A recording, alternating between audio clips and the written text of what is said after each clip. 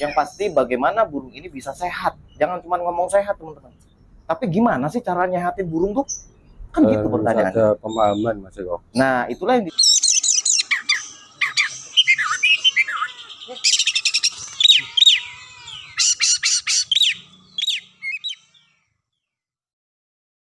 Oke teman-temanku, kali ini aku berada di markas Semarang teman-teman, DRK Semarang, bersama Mas Ruli yang ganteng. Wah ini dia teman-teman. Nah ini Mas, mana Mas burung-burung kita Mas, coba dilihat satu persatu Mas. Ini Katsumi Mas. Katsumi. Oke. Kemarin yang ini Mas ya, yang mabung ya Mas ya. Katsumi yang mabung. Habis mabung terus dapat nama dari TikTok Mas. Betul. Nah ini dia nih teman-temanku. Nih Katsumi nih. Ayo Mas kita lihat Mas, kita intip-intip Mas. Awas jatuh Mas, pelan-pelan Mas. Nanti jatuh susah kita Mas. Wah ini dia teman-temanku.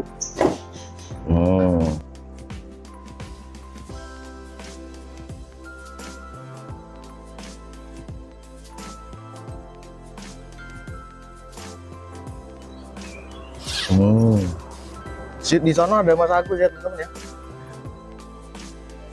Wah ini dia teman-temanku Katsumi.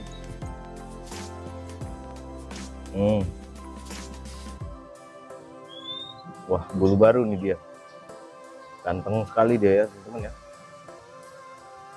Ini udah berapa lama Mas Ulip kelar mabungnya? Sebulanan Mas Eko. Sebulan? Kurang lebih sebulan. Terus ada kendala apa Mas? Iya, kendalanya masih ada bagong. Masih ada bagong. Untuk metabolisme tubuh bagus? Bagus Mas, lumayan Mas. Untuk makan ekstra budi sekarang berapa Mas? Ini sementara aku kasih 55 Mas. 55. Tapi udah mau on sendiri nih bro? Mau Mas Eko. Oke. A few moments later. Oke teman-temanku, wah ini barusan kita cut dulu ya teman-teman ya bikin kontennya. Kita bikin kontennya jam 4 teman-teman. Karena cuaca panas sekali jadi kita ngap-ngapat juga tadi. Bertiga, Mas Agus, Mas Ulip tidur dulu teman-teman. Jadi cut dulu. Sekarang kita lagi bingung nih mau bahas apa jadinya. Nah teman-temanku semua, jadi ketika saya melakukan perjalanan dari Solo, kemudian ke Klaten, kemudian ke Semarang, itu banyak sekali pemahaman-pemahaman ya sebenarnya.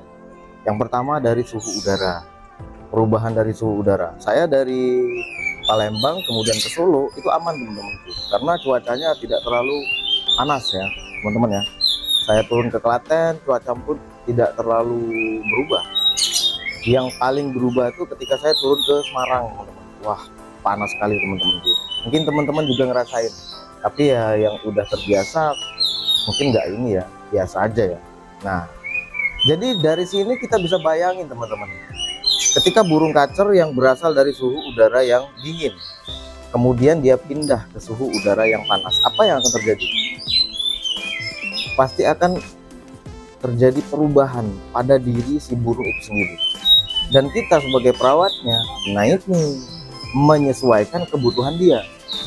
Kalau dia berasal dari suhu udara yang panas, kemudian tempat kita panas, berarti satu sama, akhirnya kosong-kosong, ya kan? Tapi kalau dari tempat saya, kemudian ke tempat Mas Agus misalnya yang agak dinginan, tentu penjemurannya akan ditambah.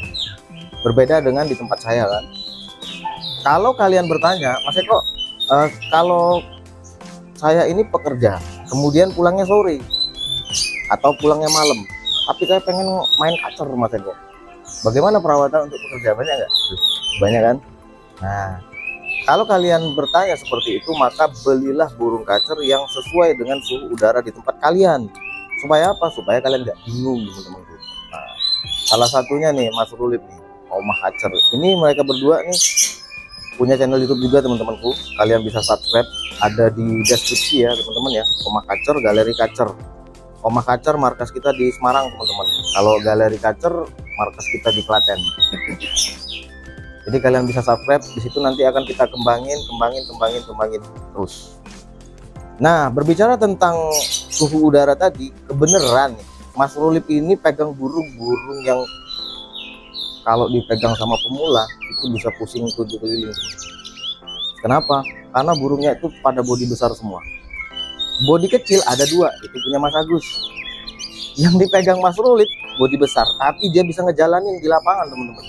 Nah ini kan, bagaimana kita bisa menyesuaikan kebutuhannya dari tempat yang adem ke tempat yang panas. Nah ini kalau nggak ngerti, kita bisa pusing kepala kita, bisa muter-muternya di situ-situ saja. Yang bagong ya tetap dengan bagongnya, yang kanibal tetap dengan kanibalnya. Bener nggak Mas? Betul Mas. Dia pegang bodi besar semua seperti Katsumi. Ini burung kacer bodi besar, teman-teman, besar sekali. Ini kalau burung jalak kebo dia agak kecil sedikit, tapi kalau panjang sama. Nah ini bodinya besar sekali. Ini burung kalau kita prodong taruh tempat panas, pasti dia nggak jauh-jauh dari bagong sama kanibal. Kalau kita tambahin ekstra puding, kanibal makin kenceng. Kalau kita berikan penjemuran, dia bisa begini, teman-temanku, irput, Salto ya Mas. salto dia. Nah itu, tapi Mas Rulit bisa ngejalanin. Artinya apa? Pemahaman Mas Rulit bagus. Karena merawat burung ini kita butuh pemahaman, teman-teman. Sama seperti merawat tubuh kita sendiri. Kita biasa tinggal di tempat yang dingin, kemudian kita tinggal di tempat yang panas, maka kita akan gelisah. Seperti itu juga dengan burung, nggak nyaman dia. Setelah gelisah dalam jangka waktu yang lama, akhirnya dia apa? Stres. Bisa matung, bisa salto. Dari mana tuh? Dari suhu udara yang tidak bisa kita sesuaikan. Nah ini teman-teman, kopi mana kopi? Ini Mas. Wah, enak Mas. Kita ngopi dulu teman-teman, santai teman-teman dulu. Wah, mantap. Kopinya pahit. Nah teman-temanku, kalau kita berbicara tentang burung kacer bodi besar, kalau saya sendiri ya, saya pribadi senang burung kacer bodi kecil. Kenapa? Karena fighternya gampang dapet. Tapi kalau Mas Rulit senangnya burung kacer yang bodi besar. Kalau bodi besar ini, kalau usianya belum terlalu mapan, ini burung mentalnya hilang-hilangan. Nah ibaratnya ayam bangkok lah. Kalau ayam bangkok itu badannya besar, tapi masih nggak labil dia. Beda dengan ayam kampung. Kalau ayam kampung kecil-kecil udah kokoh, udah ngawini teman-teman. Nah jadi kita mau tanya ini ke Mas Rulit, kenapa dia sukanya burung kacer yang lebih besar? Kenapa Mas? Kalau dari saya pribadi Mas Eko, kacer bodi besar itu kalau kita dapat vektor yang bahasanya tadi Mas Eko bilang udah mapan, ya kan nggak semua bodi besar itu vektornya di atas rata-rata Mas. Ya.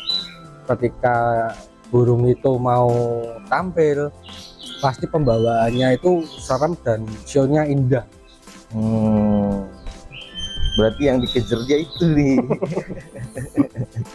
Tapi ya itu teman-teman, kalau dia usia belum mapan, ini burung kacer bodi besar agak sulit.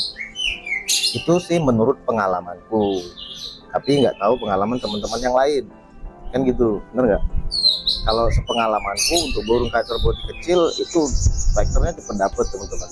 Tapi kalau burung kacer bodi besar agak lambat dia, tunggu dia udah bener-bener usianya udah mapan, baru dia bisa dibawa, bisa dimainin, dia bisa stabil teman-teman. Nggak hilang-hilangan, nggak tiba-tiba diem, atau tiba-tiba bagong, tiba-tiba ngelantai, tiba-tiba semua. Seperti burung mau mabung, padahal dia belum mau mabung. Kenapa bisa seperti itu? Karena ya itu fighternya masih labil ketika dia usianya belum terlalu mapan. Kalau Mas Agus, iya Mas, senengnya kacer bodi apa Mas? Saya tanya. Suka dua-duanya Mas. Suka dua-duanya. Bisa asli Mas. Rakawe. Ya kalau bodi kecil kan cepat Mas dapat birahinya biasanya. Kalau bodi besar agak lambat kan.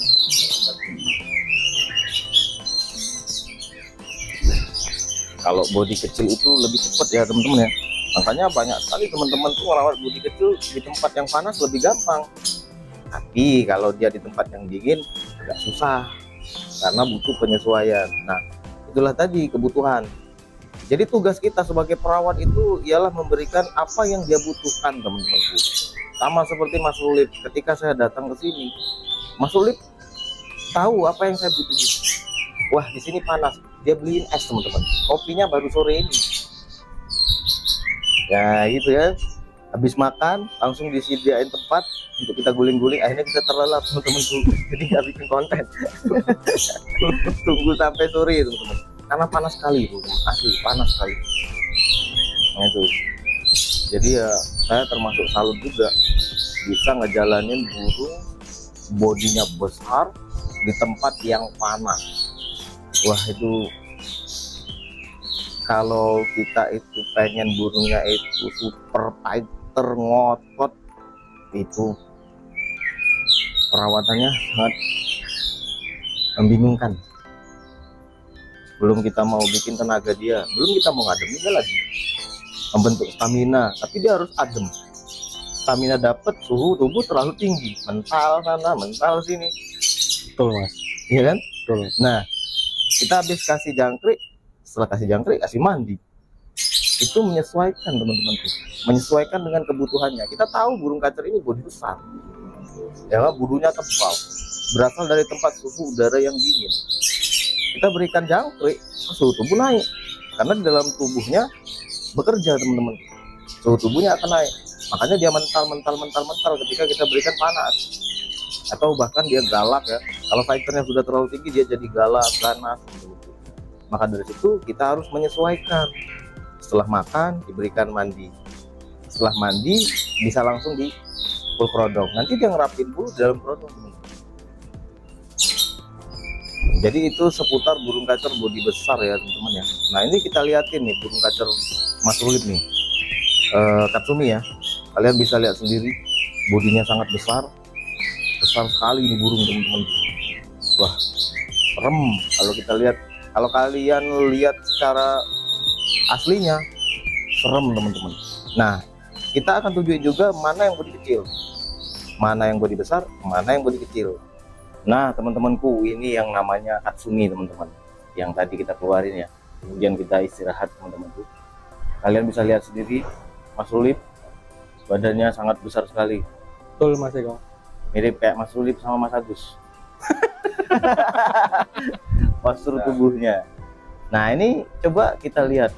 Dia pakai fur hijau, teman-teman. Kenapa pakai fur hijau, Mas? Biar adem Mas Eko. Wah, karena terbuat dari rumput laut ya. Betul Mas Eko. Jadi dia pakai fur hijau, teman-teman. Dan burung ini baru selesai mabuk. Sebulan Mas ya? Sebulan apa berapa? Ya kurang lebih sebulan. Kurang lebih sebulan. Nah ini burung kacernya gitu. Dia berasal dari suhu udara yang dingin, teman-teman. Itu kalau dari pemahaman saya ya, teman-teman ya. Nggak tahu dari pemahaman yang lain. Namanya pemahaman setiap orang itu kan boleh-boleh saja, benar nggak Mas? Betul Mas. Kita harus hormati, harus hargai pemahaman dari teman-teman yang lain. Betul. Beda pemahaman tuh biasa Mas. Dalam hidup ini kan gitu. Masa kita sama semua Mas? Nah kebenaran kita ini sama Mas. Pengopi. Iya. Bener nggak? Iya. Cocok berarti kan? Udah klop. Udah tidak ada perbedaan kan? Kalau Mas Agus ngeteh, nah itu mungkin Mas Ulip agak ribet dikit.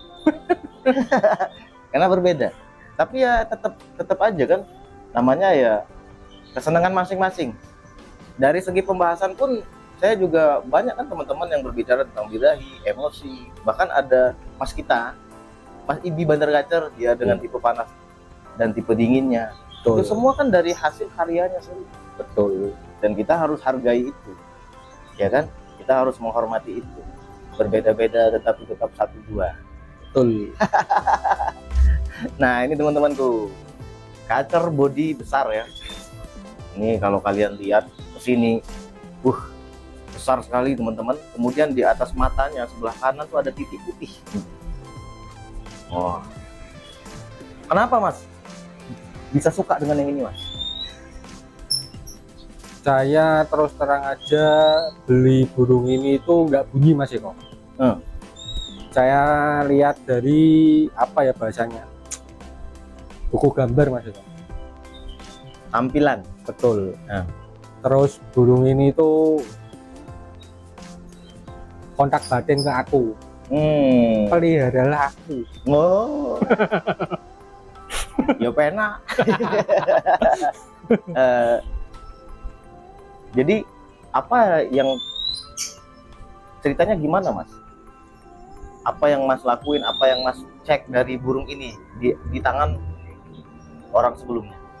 Waktu aku beli ini burung itu posisi kemarin itu sebelum abung itu kotorannya kecil-kecil hitam Mas itu. Aku tanyain itu dia full puding Mas itu. Oh. Terus di full produk? Betul, di full produk hariannya Mas itu.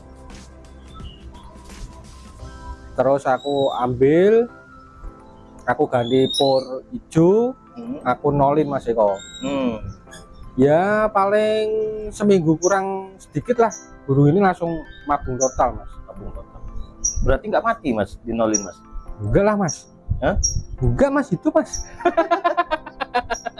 Kemarin banyak juga teman-teman yang bertanya, Mas Eko itu burung dinolin ekstra puding apa nggak mati? Kan burung tuh harus makan serangga, jangkrik. Ya kalau di alam liar beda dengan di rumah kita.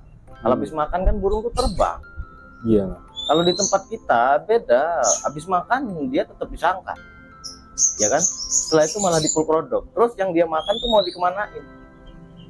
Untuk aktivitas apa? Kan gitu. Jadi kita harus cerdas ya teman-teman ya. Dalam memahami perawatan itu kita harus cerdas. Karena perawatan ini ialah apa yang kita berikan untuk burung kacer kita yang menyesuaikan kebutuhannya.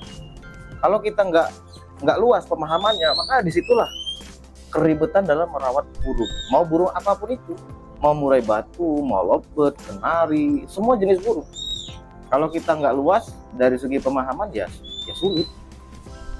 Apalagi kotoran. Wah ini kotoran.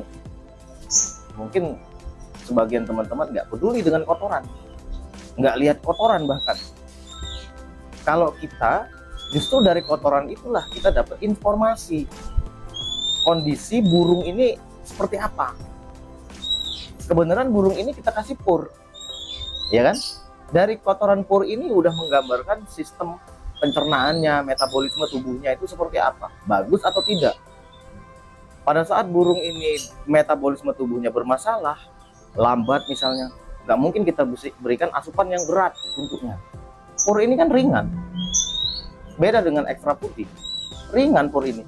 Kalau kita basahin itu cepat sekali untuk cair pur ini. Beda dengan pur ikan. Kalau pur ikan kita cairin ngembang dia, tapi kalau pur ini kita kasih air dianya akan pecah. Nah itu teman-teman, kita harus luas ya pemahamannya. Boleh saja kita pakai logika, tapi logika yang tinggi. Jangan logika yang rendah kita pakai, tapi logika kita harus tinggi. Apalagi ini berbicara tentang burung yang memiliki seni, ya kan? Ada sebagian perawat burung itu merawat karena uang. Ada sebagian lagi orang merawat burung itu karena hobi, karena melihat nilai seni. Nah orang yang seperti inilah kalau beli nggak tanggung, berapapun itu dibeli. Beda dengan orang yang mencari keuntungan dari burung. Betul. Ya kan? Nilainya, pikirannya itu untung dan rugi. Tapi kalau hobi, itu begitu banyak teman-teman yang nggak mikir kalau beli. Kalau dia suka, beli. Kalau dia melihat burung kacer ini punya kelebihan atau punya ciri khas tersendiri, dia suka, menarik baginya, harga berapapun diantem sama dia. Kan gitu. Nah, kita kembali lagi nih. Body besar. Mas, mana yang body kecil Mas? Biar teman-teman juga bisa lihat. Ini kan kelihatan kali nih, body besar kan? Ada Mas Eko. Oke, kita ganti ya Mas ya. Siap.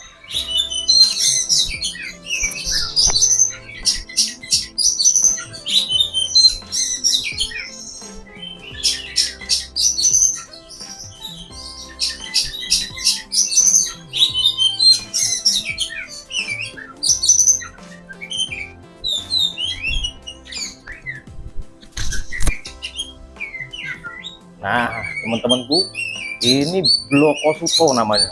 Betul Mas Eko. Nah, badannya berbeda kan dengan yang tadi kan? Jelas-jelas sangat berbeda. Dari kepalanya, dia kepalanya lebih agak papak dikit Mas.